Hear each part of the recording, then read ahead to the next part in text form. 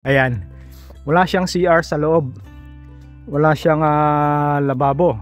Wala siyang hugasan ng plato. At wala rin siyang kusina. So, mahirap pagka container ng pabahay mo. Hindi siya komportable at kulang-kulang yung mga gamit. Kaya pinaka-common na accommodation dito ay container. Sa mga lugar na katulad nito, bihira yung mga rental houses, yung mga paupahan na bahay. Kung halimbawa sa lugar na to is may mga paupahan na bahay, ayan, maaring yung amo mo is mag-rent ng bahay para sa'yo. Kung galante yung amo mo. Pero pag kuripot, kahit na may mga ganyan tirahan na malapit, may mga apartment na malapit sa factory mo, hindi pa rin magre-rent yan kasi nga nagtitipid, di ba? So container pa rin ang pipiliin yan.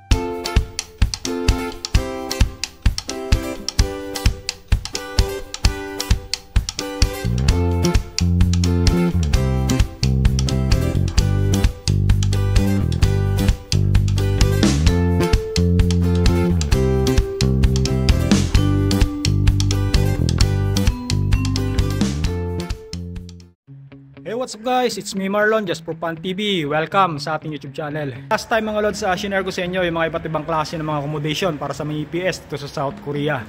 So, shinare ko rin sa inyo yung accommodation natin or yung mismong tinitirahan natin na bahay, which is, sabi ko na isa sa mga ideal na pabahay dito sa South Korea. Kasi nga, nasa loob na yung CR, nasa loob na yung kusina, at hindi mo na kailangang lumabas pa pagka mag-CR ka o maliligo. So ang mahirap dito sa Korea mga lods pagka winter. So kung nasa labas yung kusina at yung CR, di ba't napakahirap o napaka-hassle. So share ko nga sa inyo no nakaraan yung 4 or 5 klase ng pabahay na ino-offer ng mga employer dito sa South Korea. Number 1, yung apartment o yung aparto na tinatawag. Pangalawa, yung villa na tinatawag. Pangatlo, yung jutek na tinatawag. At pang-apat, yung pabahay na mismong pinagawa ng amo sa loob ng company o yung tinatawag na gisuksa. Yung 4 na yan mga lods, usually ang setup niyan nasa loob na yung mga CR at kusina. Yung iba sa lahat ng mga accommodation na yan, yung tinatawag na container o yung sinasabi ko nung nakaraan na box type or yung parang kahon siya na bakal kung saan pinornish lang sa loob, inayos para maging isang bahay or tirahan. So ngayon i-share ko sa inyo mga lods yung itsura ng container na pabahay. So pupunta tayo dun sa company at papakita ko sa inyo yung setup ng isang accommodation na container. Let's go! So ganito ang setup ng isang container na pabahay sa isang company mga lods. Halimbawa ito yung pabahay ko o ito yung company ko. Halimbawa dito ako nagtatrabaho at dito ako nakatira mismo sa company. So may container dito sa gilid. Ayan, makikita may container dito sa likod. Tapos tagiliran. So imagine natin na ito yung aking pinakabahay. Posible yan mga lods kasi karaniwan or nangyayari itong mga ganitong na talagang container lang ang bahay ng isang EPS dito sa South Korea. So yung mga ganitong setup hindi imposible ito. Marami tayong mga kababayan na ganito ang setup ng pabahay. Halimbawa dito ako nakatira sa factory. So ito yung aking pabahay. Ayan, ito yung container na tinatawag mga lods. Ayan, kung makikita nyo, box type siya mga lods. Ayan, box type siya. So imagine natin na ito yung pabahay, yung pinakapabahay ko mga lods. So ito yung container na tinitirahan ko. So silipin natin. Actually opisina to mga lods, tsaka stock room ng company namin. So imagine natin na ito yung pabahay ko. So ayan, makikita nyo yung itsura ng container. Ayan, ayan, ganyan lang siya kalaki mga lods ang isang container. So ganito ang setup usually ng mga container na pabahay sa isang factory. So kung dito ka natutulog, ayan, kung makikita nyo, walang lababo, walang CR, at talagang tulungan lang talaga. Dito ko lang talaga matutulog, diba, pagkagabi. So yan ang itsura ng isang container na pabahay mga lods. So kung lalabas tayo, diba, kung nakita nyo wala CR, so saan ang magiging CR natin ito? Kung halimbawa dito tayo nakatira, dun sa labas mga lods. So ang magiging CR ko nito mga lods, dito sa factory.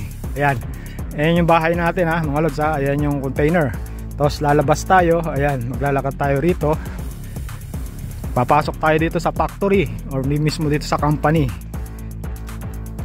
So ayun yung magiging CR natin. Dito tayo maliligo, dito tayo magsi-CR, at most probably dito rin tayo maghuhugas ng plato. Dahil walang tubig yung container, nakita nyo 'di ba, walang sink, walang tubig. So dito tayo ngayon maghuhugas din sa CR na to ng plato. So ayan.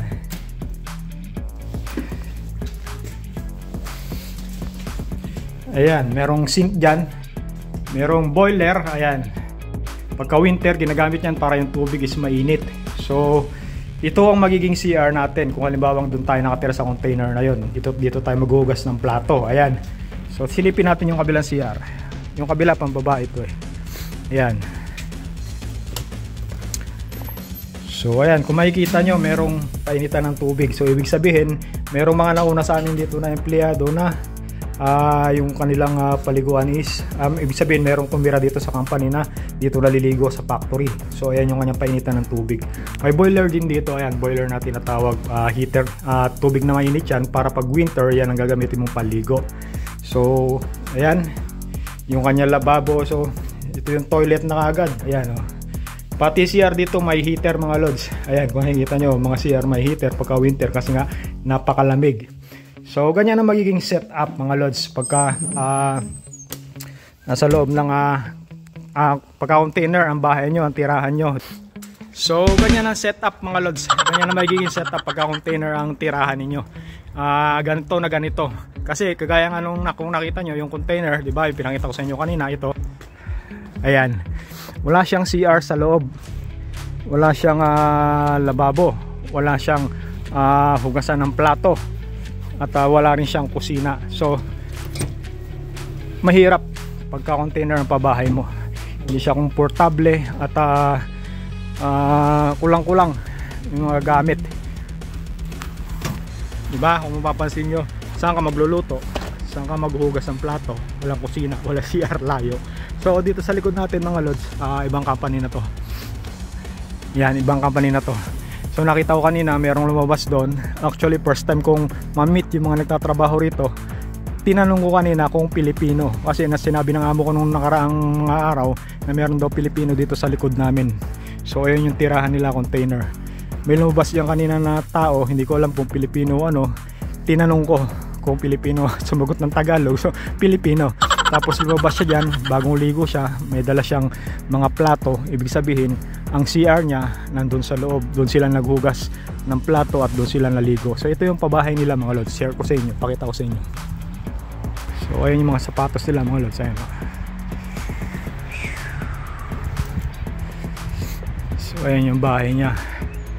Dalawa silang Pilipino rito, hindi ko alam kung magkahiwalay sila ng kwarto. Dalawa yung container na yan, isa sa taas, isa sa baba. So ibig sabihin yan yung pinakagisok sa nila or dormitory or pabahay.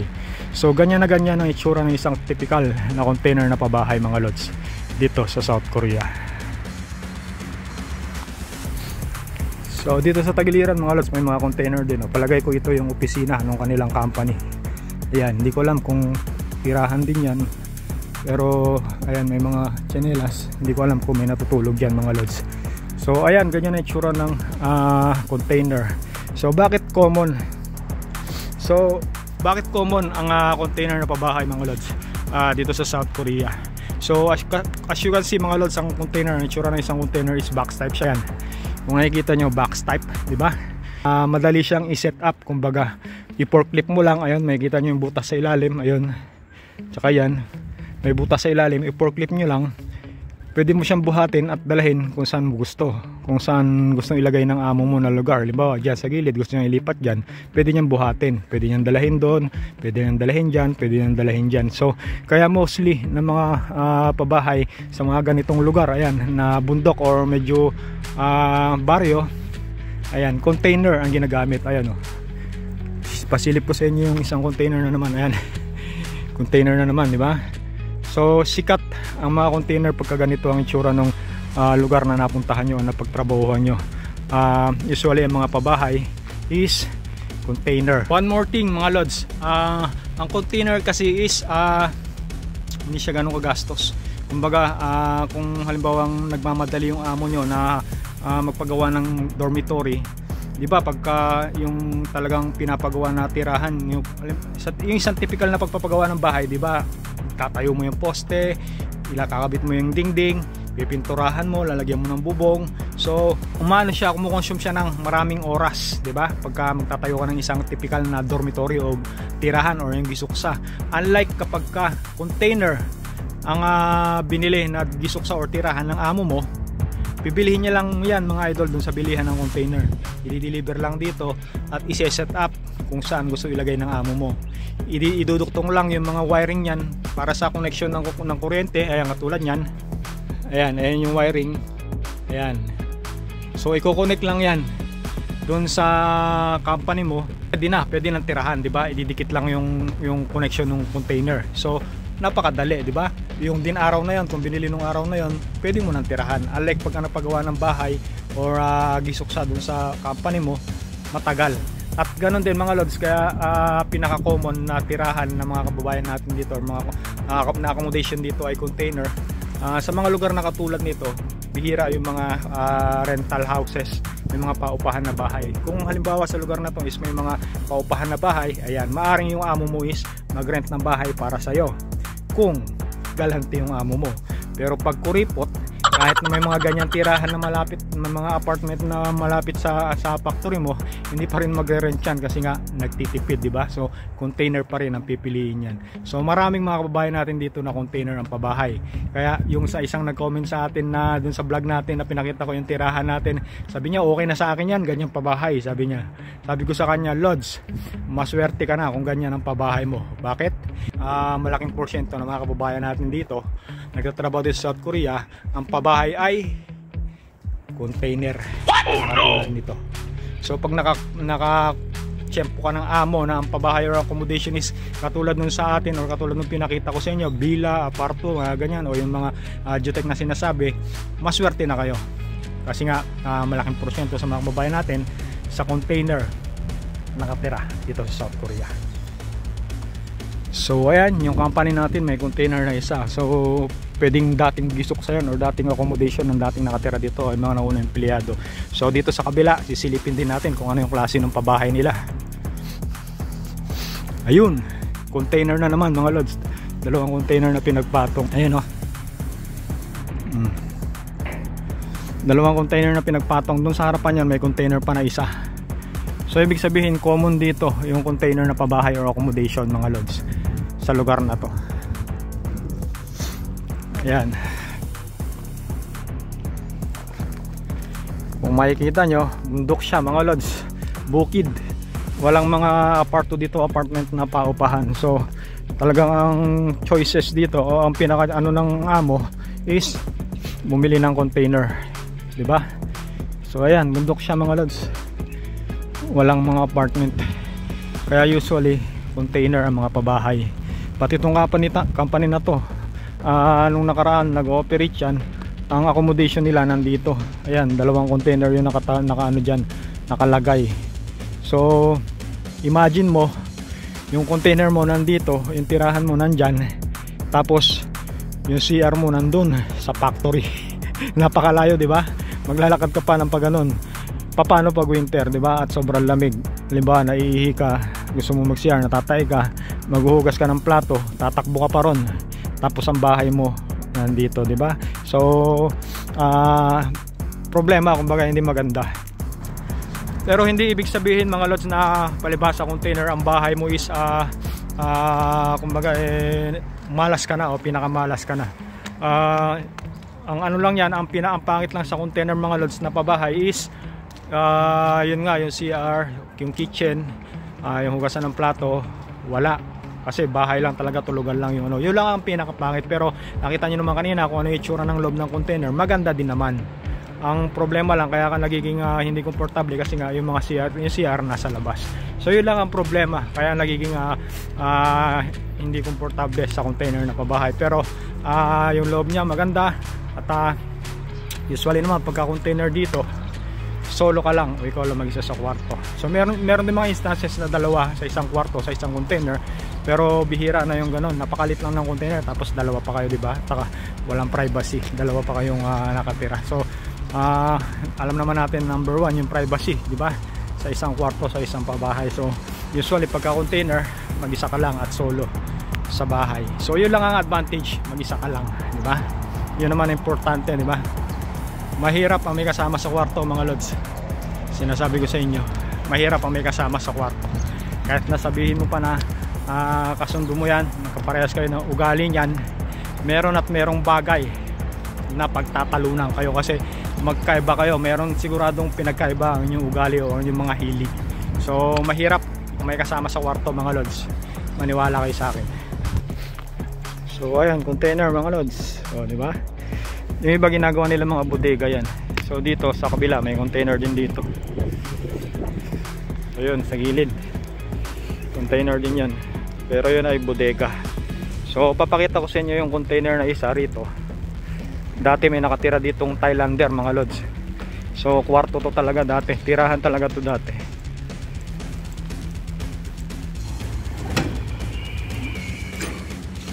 Yun. Wala siyang kuryente. Wala siyang kuryente, mga lods, pero ito bahay talaga to dati. Dati may nakatira ditong Thailander. So ayan, itsura ng isang accommodation na container, mga lods. Ayan, napakalit na space. Parang 2 metro lang yung lapad, tapos 3 metro yung haba. So yun na kaagad yung higaan niya. Ayan, kutsyon, higaan niya, bintana, ayan, exhaust, ilaw, aircon, di ba? Ayan. So kung makikita nyo, talagang tulugan lang siya. Walang CR, walang kitchen, ayan, walang paliguan. So talagang kwarto lang siya. So ayan, mga lods, nakita nyo na yung itsura ng tinatawag na container. So may idea na kayo, di ba?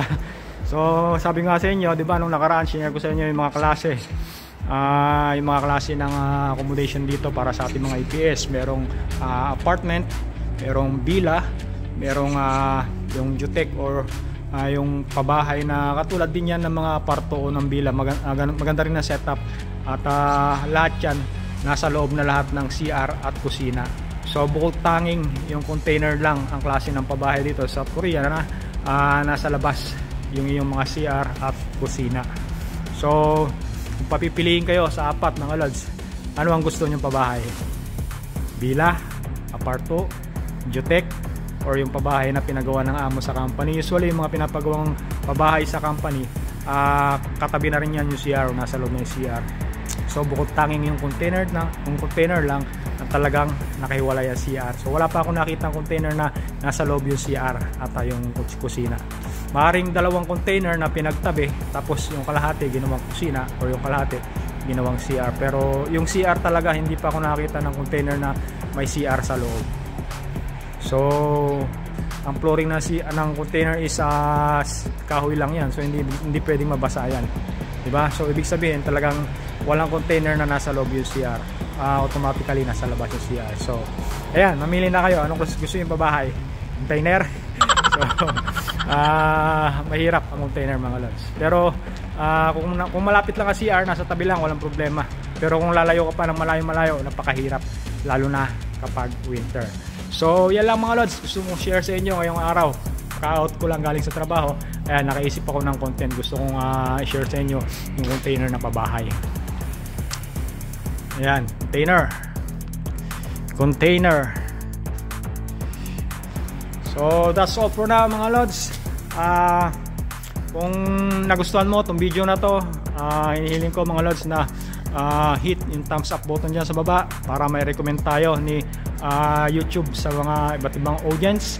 At kung palagay mo na informative yung mga video na katulad nito, please subscribe and hit the notification bell para ma-notify ka kapag meron tayong mga upload na katulad nito tungkol sa pagtatrabaho at mga bagay-bagay dito sa South Korea. So thank you so much for watching. Ingat-ingat. God bless sa inyo lahat.